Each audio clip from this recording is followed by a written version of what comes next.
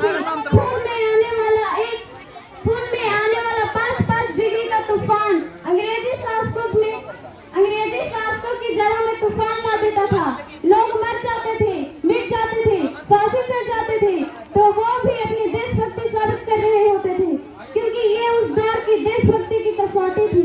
उसके बाद 62, 65 और 71 के युद्धों में अपना सुहाग गवा देने वाली औरत, जब घर के हालात ये हो जाया करते थे कि प्यार भी भरपूर गया, मांग का सिंदूर गया, नन्ही नानी हालों की लंगोटियां चली गई, छोटी छोटी बेटियों की चोटियां चली गई, बाप की कमाई गई, भाई की पढ़ाई गई, ऐसा एक विस्फोट हुआ पता ही चला नहीं, पूरे जिस्म की गई बोटियां चली गई। और आपके लिए तो एक आदमी मरा है साहब, किंतु मेरे घर की तो रोटियां चली गई वाले हालात पैदा होने के बावजूद भी एक माँ अपने बेटे को सरहद पर दुश्मनों की धज्जियां उड़ाने के लिए भेज देती थी और खत लिखा करके भेजा करती थी कि अम्मा ने पत्र लिखा है बड़े ही चाव से, पुत्र मेरी ना घबरा जाना, 1 इंच भी पीछे ना हटना, चाहे इंच कट जाना, चाहे इंच कट जाना।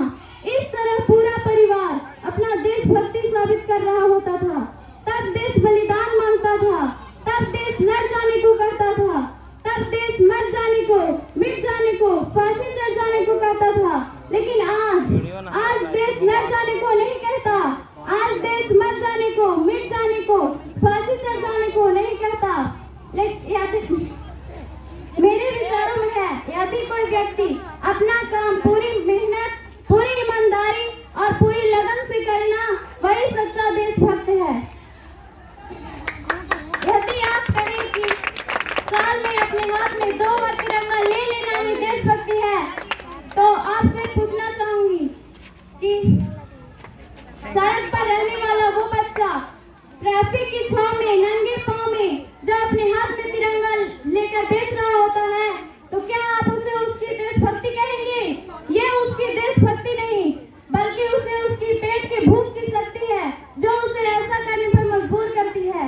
ना मस्जिद को जानते हैं, ना शिवालयों को जानते हैं, ना मस्जिद को जानते हैं, ना शिवालयों को जानते हैं, जो पेट के भूखे होते हैं ना, वो सिर्फ निवालों को जानते हैं। धन्यवाद।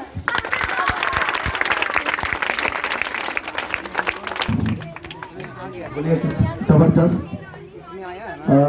इन्होंने समझाया कि राष्ट्रभक्ति देशभक्ति क्या होता है, और ये राष्ट्रभक्ति के बहाने सारे भक्ति समझाने का प्रयास किए। राष्ट्रभक्ति, देशभक्ति, मातृभक्ति, पितृभक्ति। बहुत जबरदस्त भाषण था श्वेता कुमारी के द्वारा।